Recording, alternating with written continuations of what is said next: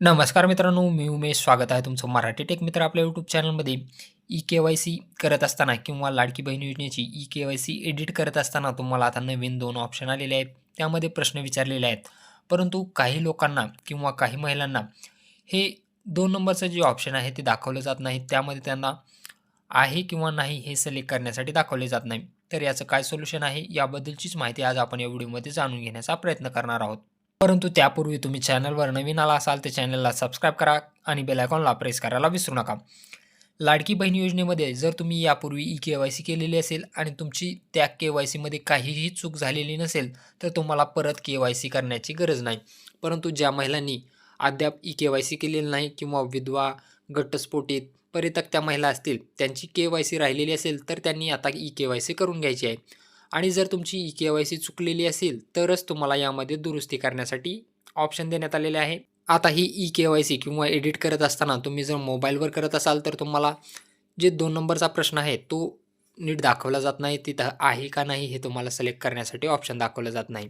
तर याचं काय सोल्युशन आहे? चला मग पाहू.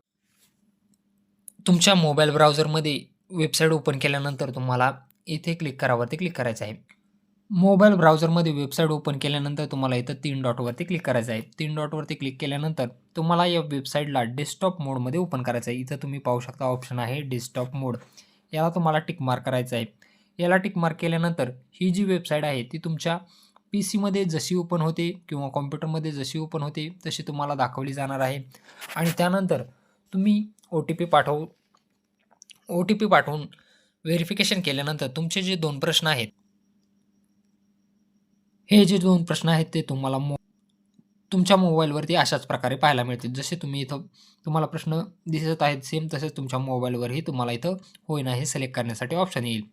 यामध्ये तुम्हाला दोन्ही ठिकाणी नाहीच करायचं आहे. जर तुम्ही आत्ता ई-के-वाय-सी करत असाल किंवा एडिट करत असाल, तर यामध्ये तुम्हाला दोन्ही ठिकाणी नाही करायचं आहे. आणि यापूर्वी तुम्ही ई-के-वाय-सी केली असेल आणि सर्वप्रथम तुम्ही होय जर केली असेल, तरीही तुमची ई-के-वाय-सी बरोबर आहे. तुम्हाला यामध्ये दुरुस्ती करण्याची आवश्यकता नाही. आता जर तुम्ही ई-के-वाय-सी करत असाल, तर या दोन्ही ठिकाणी तुम्हाला नाही करायचं आहे. याला टिक मार्क करायचा आहे, सबमिट करा यावरती क्लिक करायचं आहे.